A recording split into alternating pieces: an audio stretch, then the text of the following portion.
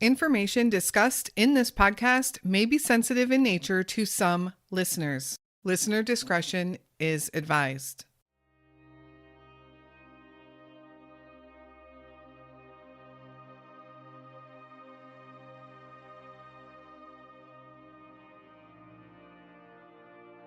Emma Fillipoff took her journal everywhere she went. She has always been a creative soul, an artist, and a writer.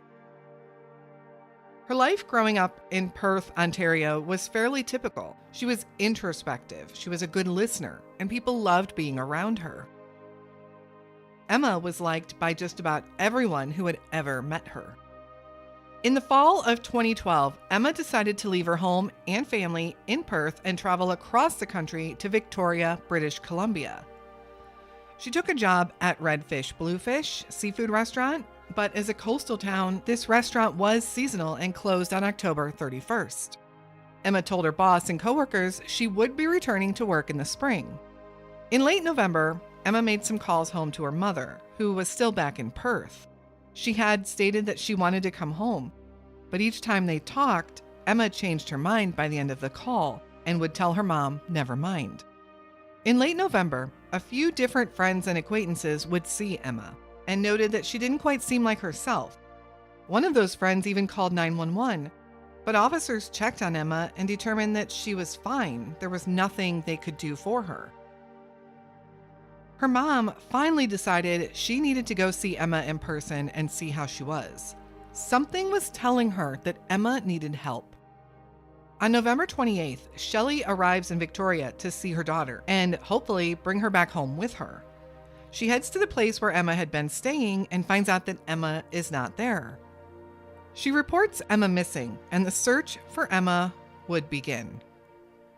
Where is Emma Fillipoff?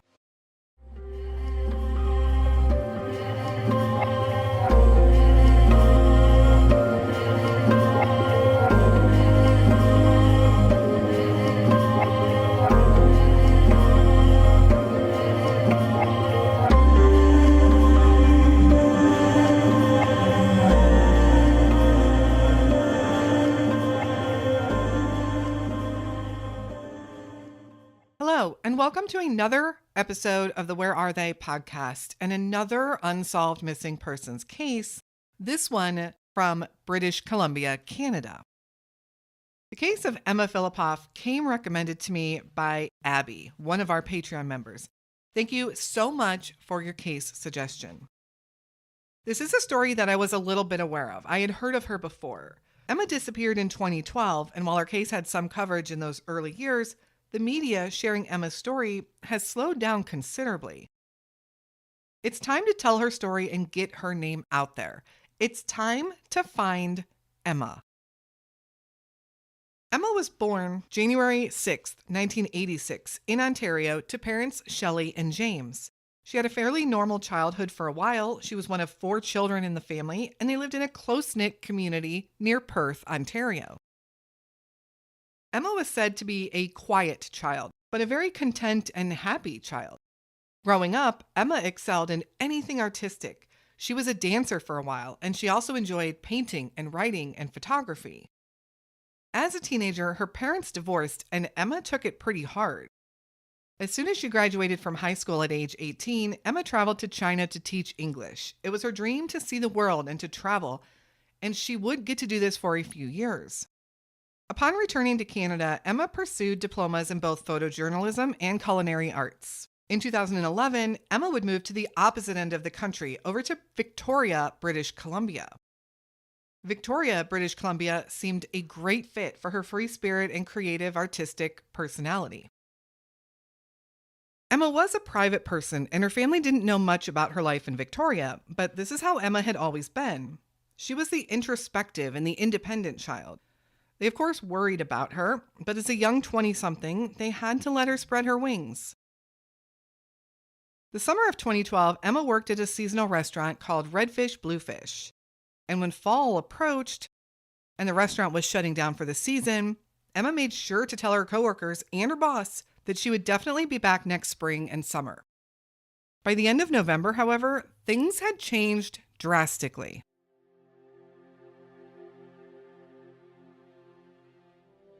The Disappearance.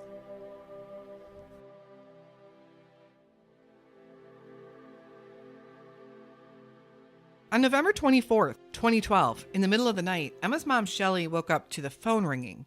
It was Emma. She was crying and telling her mom that she needed to come home, and her mom reassured her that she was always welcome home and they could get her home one way or another. Before they hung up the phone, Emma promised her mom she would call her tomorrow. On November 25th, 2012, the very next day, a tearful Emma called her mom back. This time she told her mom no, she wasn't going to go home, she changed her mind, and that she couldn't face her.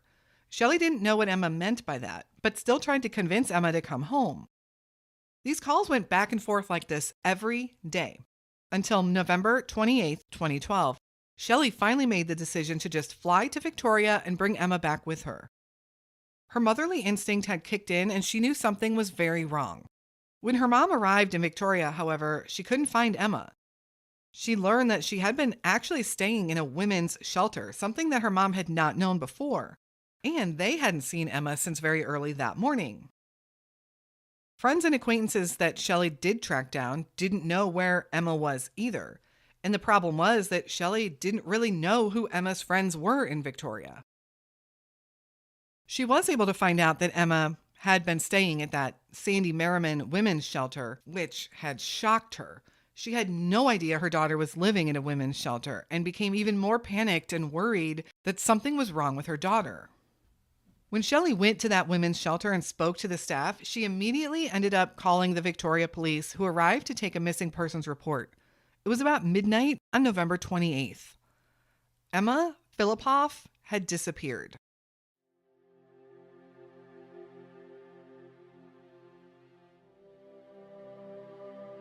The search.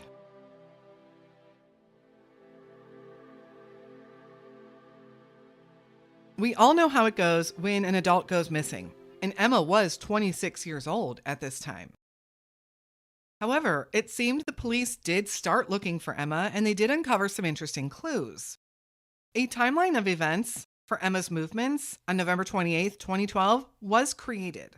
They learned Emma woke up that morning at the women's shelter and left before 8 a.m.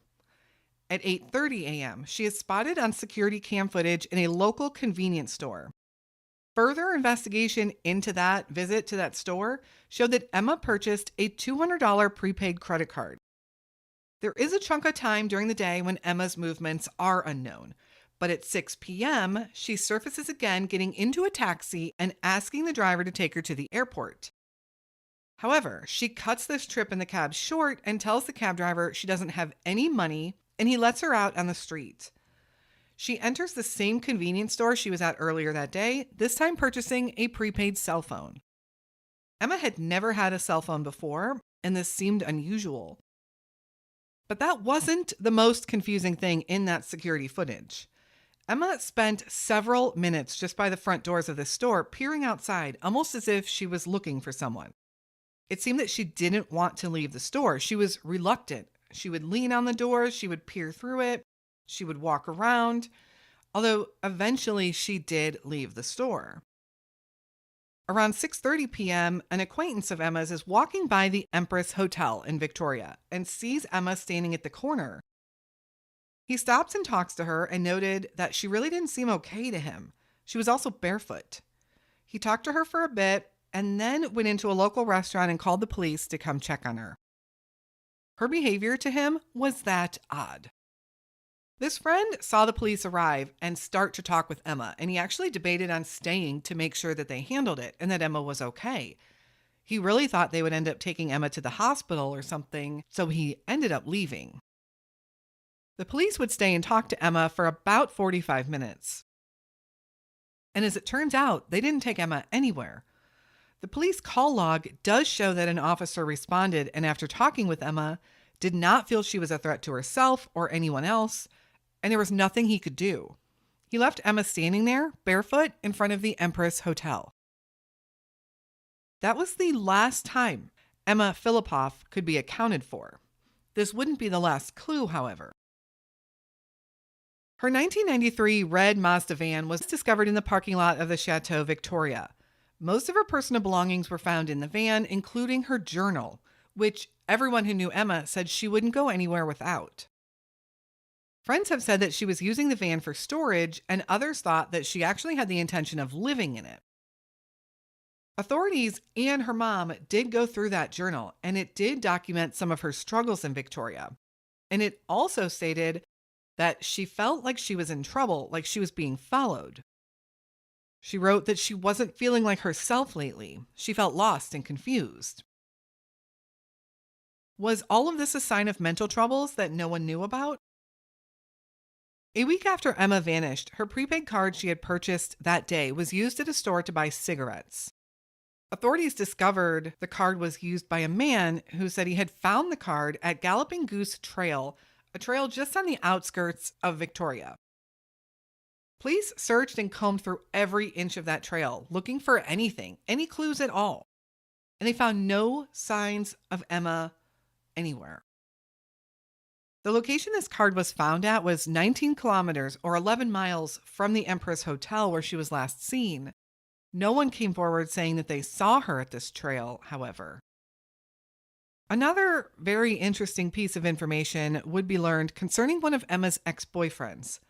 This young man was someone she had seen briefly while living in Ontario near her family, but Emma had broken off the relationship.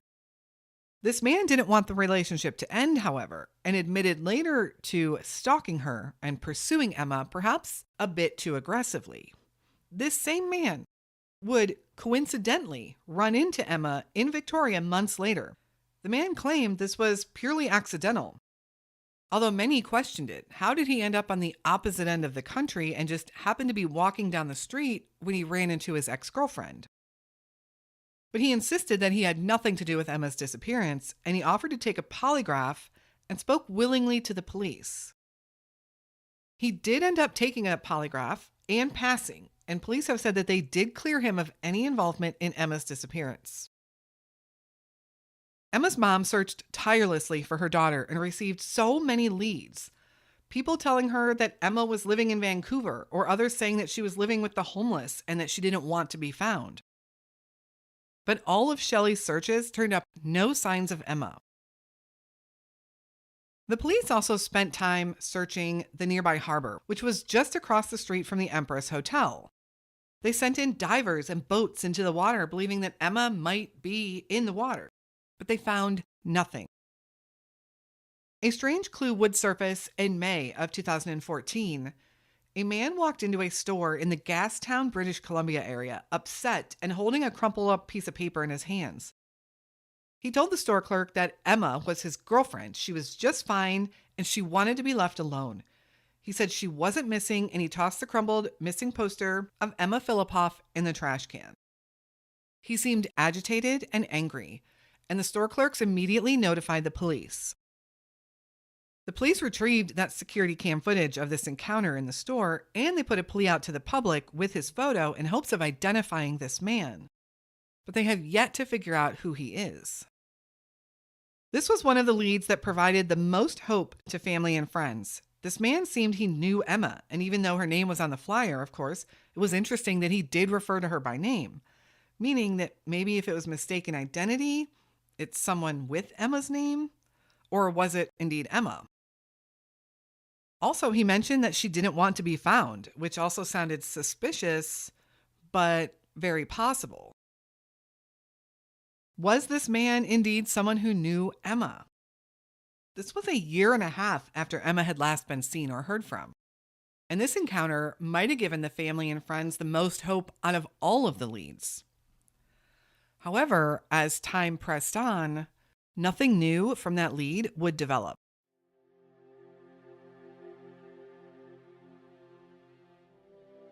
Victoria, British Columbia.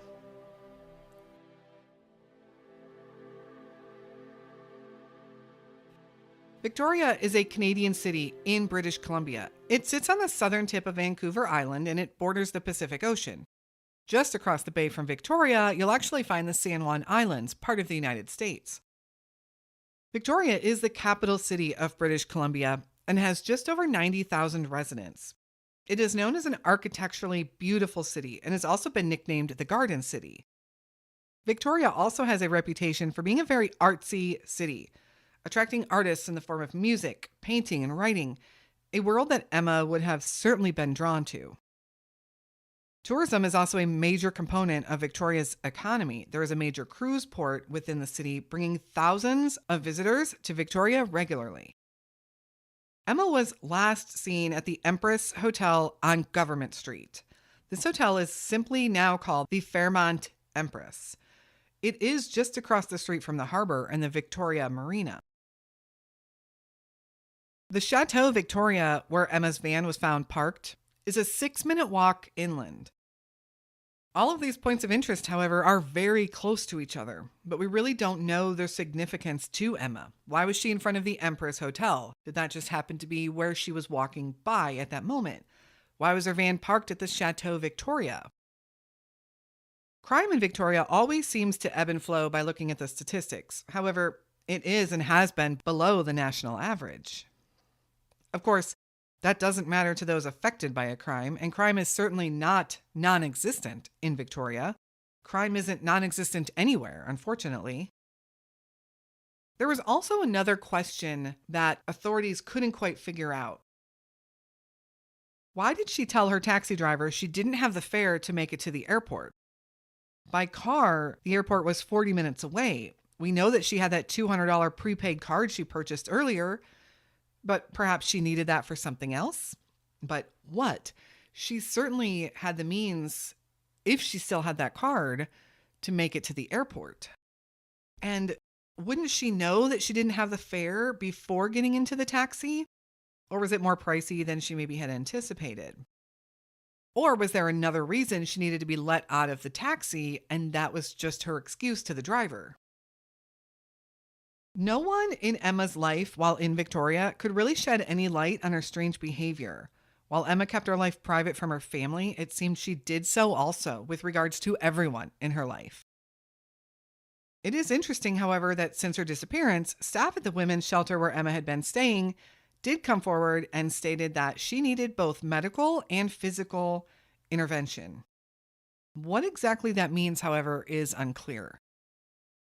Emma's family, especially her mother, continue to push the authorities to get answers on her daughter's whereabouts. But they're not sitting around waiting for them to take action, however. They have been hitting the streets as well. Authorities had believed that Emma had likely committed suicide and possibly went into the water, and they did search the harbor 3 separate times. Family believes that Emma may be living somewhere undetected or possibly ran into some foul play or something nefarious. Authorities said that they had come to their conclusion about suicide based in part on Emma's journals, in which she seemed very troubled. But she also wrote very poetically, so it's hard to say what her words really meant. There were also 0 clues or evidence that leads authorities to any signs of foul play. Aside from suicide and foul play, the possibility that Emma left and went somewhere else and is living undetected is also a possibility. Emma felt she was being followed and acted almost as if she was in danger. Perhaps this caused her to leave Victoria and go somewhere else. If she is living a transient or homeless lifestyle, it's possible she has remained off-grid. She could be completely living under the radar, which, of course, would be the best outcome for her family and friends. Her family has set up a website, helpfindemmafillipoff.com, and also a Facebook page, Help Find Emma Fillipoff, to help spread awareness of Emma's case. Please give them a follow and show your support for the family. It's been over 11 years, but they have not and will not give up their search for Emma. So what do you think happened to Emma Fillipoff? Emma is described as a Caucasian female standing 5'5" tall and weighing around 110 pounds at the time she was last seen in November of 2012. She was 26 years old then and would today be 37, almost 38 years old. She had long brown wavy hair and brown eyes. She was last seen in November 28th, 2012, wearing camo pants, a green jacket, and an orange purse or bag. Anyone with any information is asked to contact the Victoria Police Department at 250-995-7654, or anyone can always call the anonymous Crime Stoppers tip line at 1-800-222-8477. I'm definitely curious to know your thoughts on this one. Thank you for listening to Emma's story today. Please share her name, her case, her website, anything you can do to help raise awareness. Make sure to check out the Facebook page the family has set up to show your support to them as well. I've mentioned it before, but social media is such a numbers game. The more people liking and following that page, the more Facebook will also help promote it. I will share her info as well over on our social media pages. Be sure you are following us there. You can find the podcast page on Facebook, Instagram, Twitter, X, YouTube, and Patreon.